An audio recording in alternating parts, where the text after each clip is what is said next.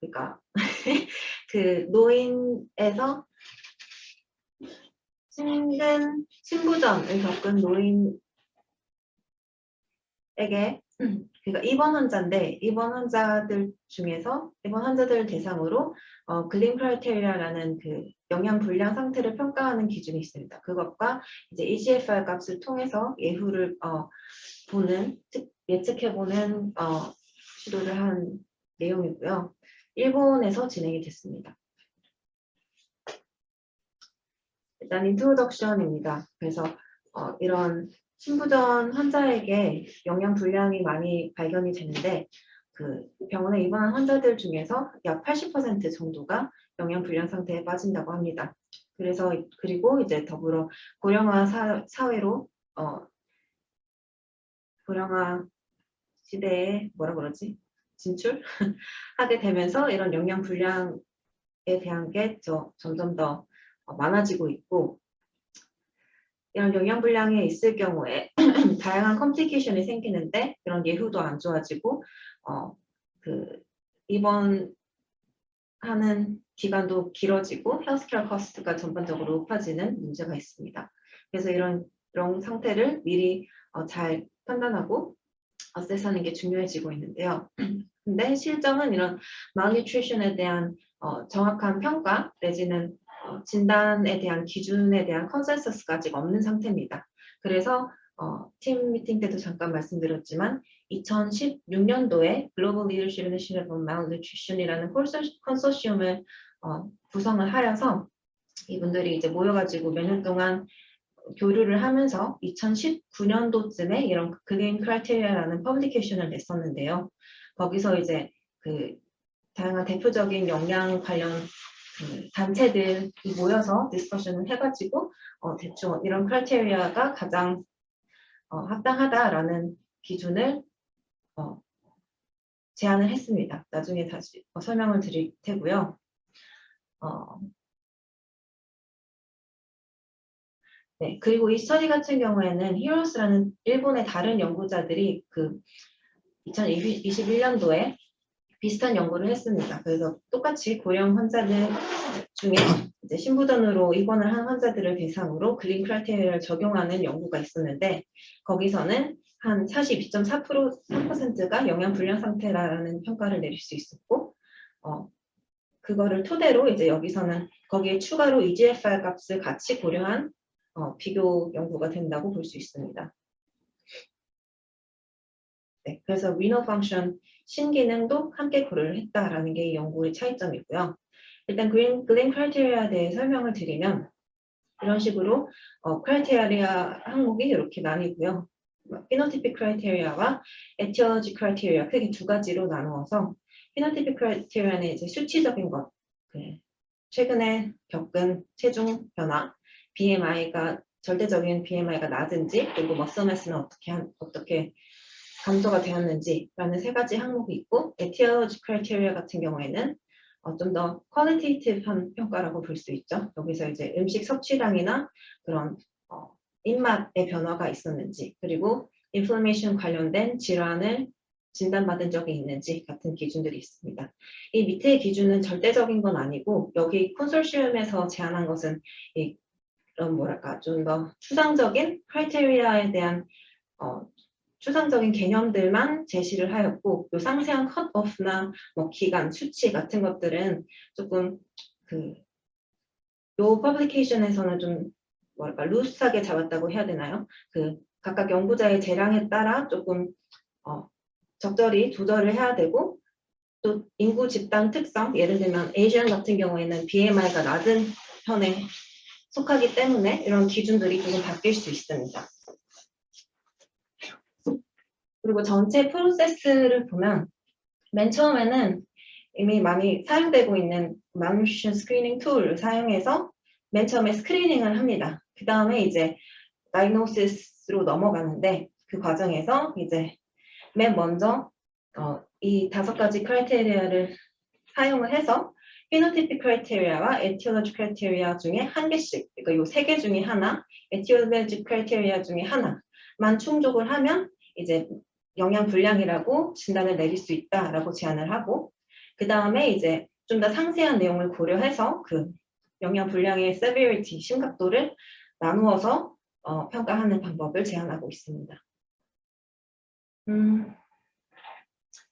네, 그래서 여기서 제시한 threshold도 있긴 한데, 이것도 이제 population에 따라 여기 조그만데 Asian population 같은 경우에는 좀 조정이 필요할 수 있다, 이런 문구를 넣어놨고요.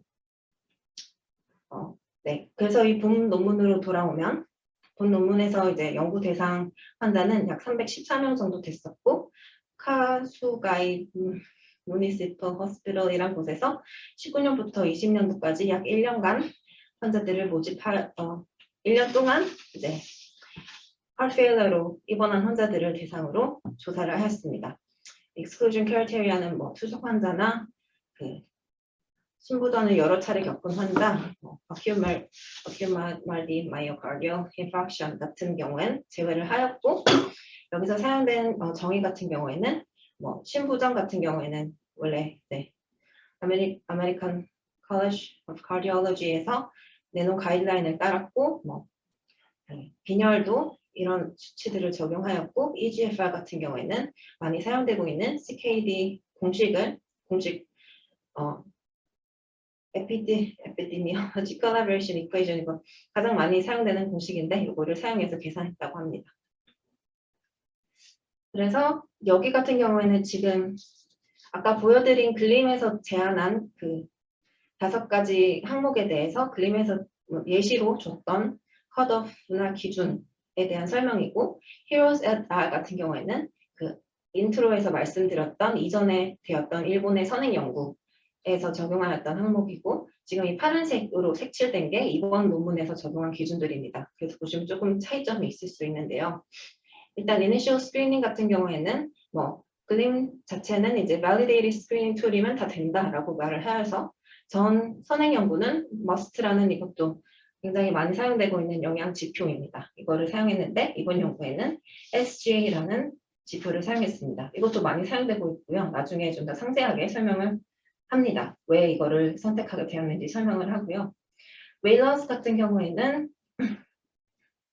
이제 뭐 6개월 이내 5% 이상의 감소, 혹은 그 더 긴 기간 동안이면 10% 이상의 감소를 기준으로 삼았는데, 선행연구는 이제 심부전 환자들이 이런 부종이나 이런 체내 수분의 그 변동이 많기 때문에 긴 기간 동안 10%, 1년 동안 10% 이상일 때를 잡았는데, 여기는 좀 더 단기간으로 원래 기준과 비슷한 6개월 내에 5% 이상일 때 웨일러스가 있었다라고 체크를 했고, BMI 같은 경우에는 이제 동양인이기 때문에 조금 더 낮은 threshold를 이용해서 이전 스터디와 똑같이 18.8 혹은 20으로 잡았습니다.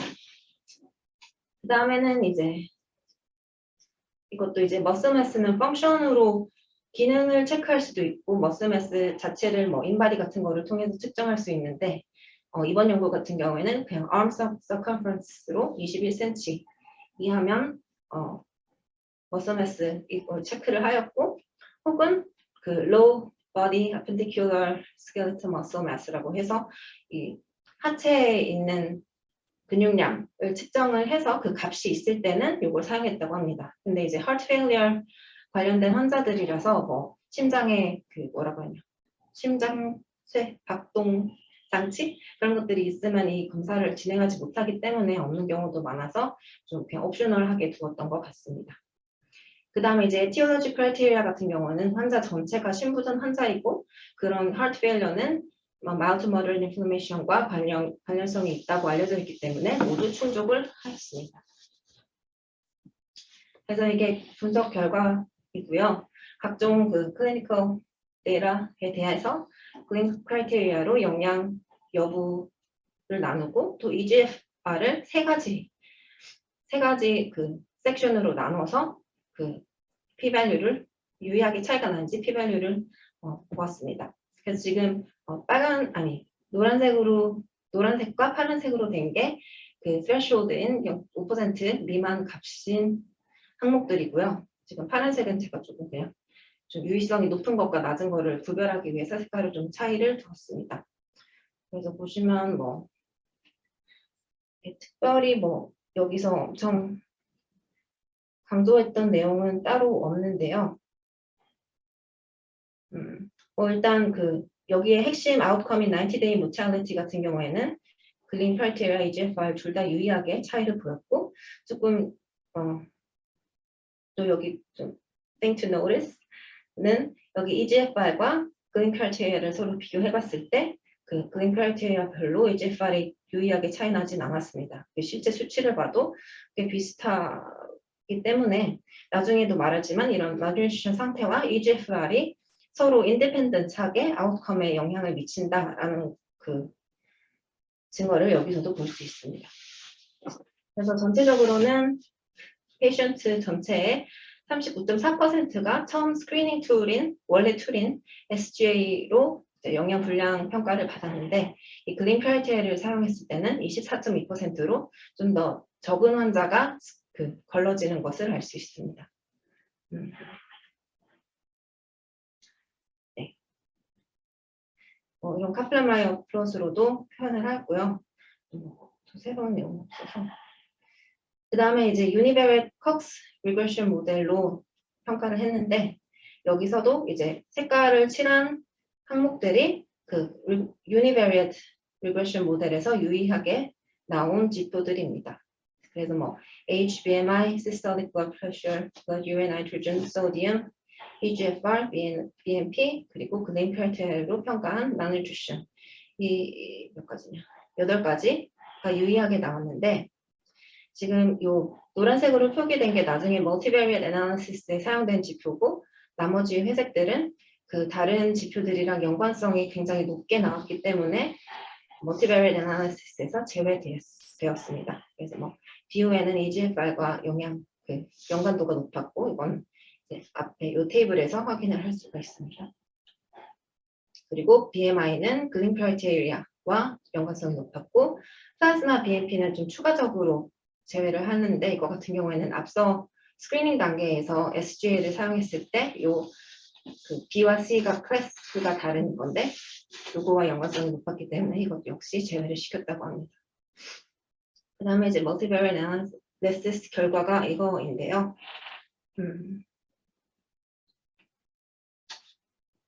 네, 보시다시피 여기 이렇게 둘 다 p-value가 유의하게 나와서 그 90day mortality와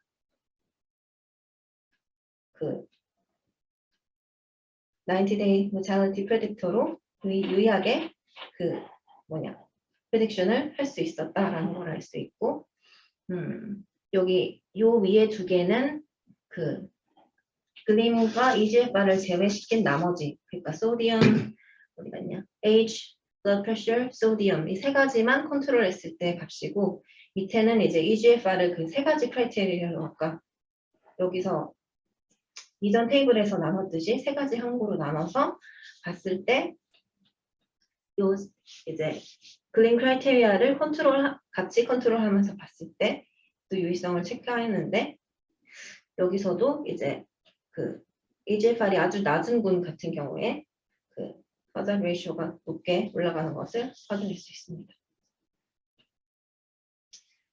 그 다음엔 이제 이거를 सब섹션으로 나누어서 트렌드를 확인을 했는데요. 여기 글린 크라이테리아와 EGFR 세 가지 군으로 나눈 것을 이렇게 6개의 군으로 나누어서 살펴보았는데 보시면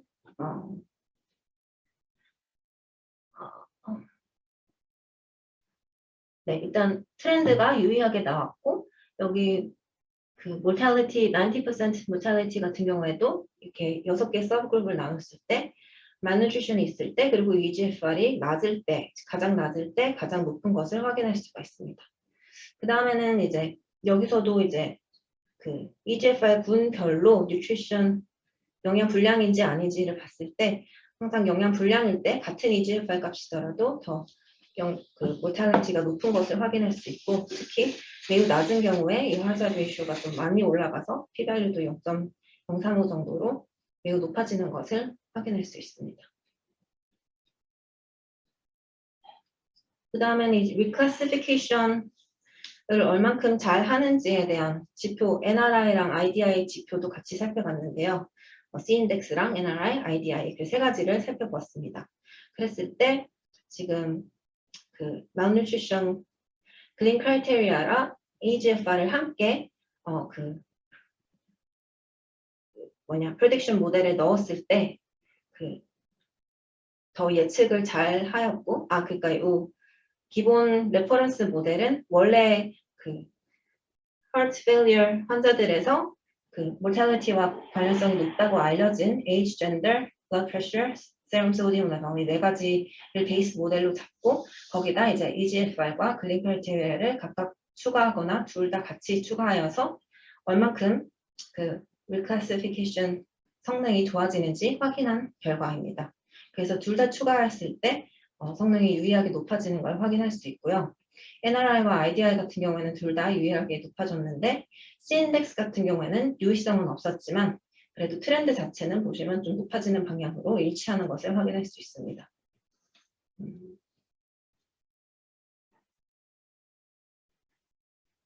네, 그래서 디스커션은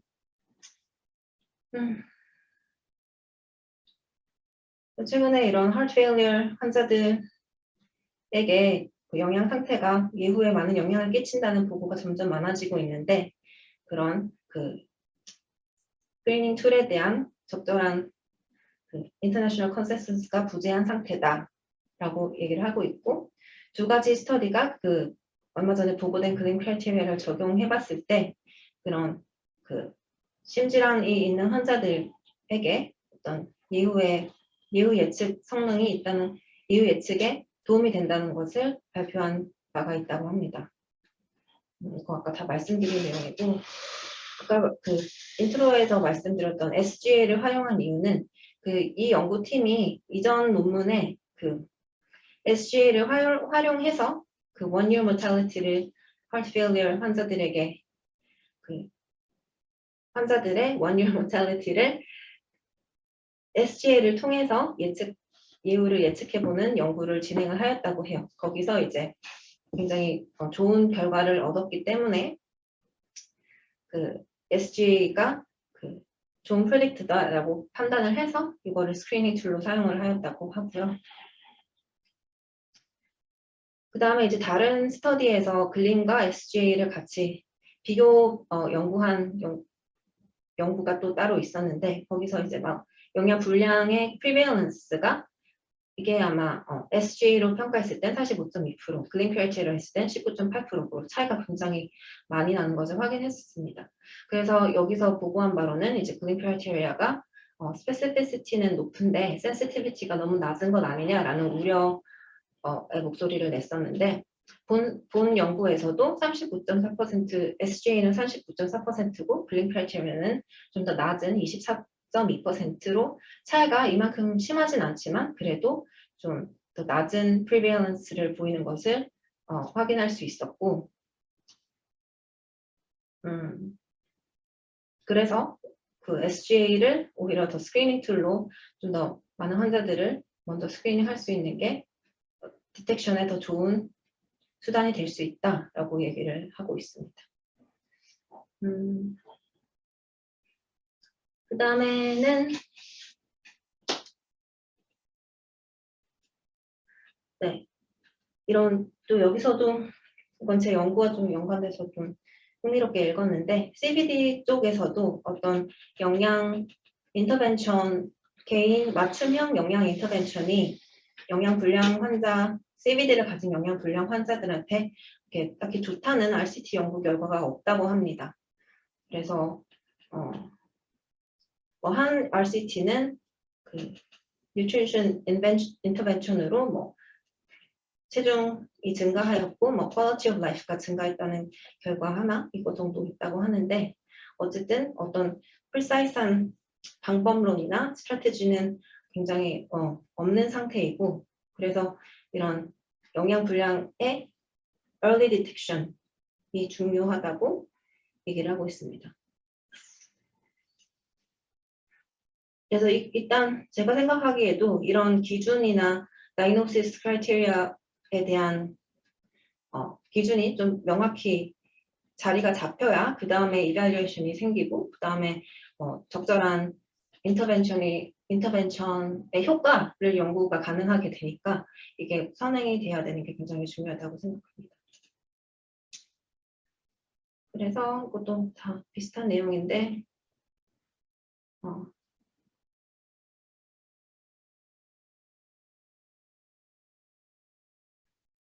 그리고 여기에 추가로 이제 영양 불량에 더불어서 이런 신기능도 이후에 굉장히 중요한 지표로 알려져 있기 때문에 이것도 함께 고려를 해서 그 initial assessment에 추가가 돼야 되는 것 같고,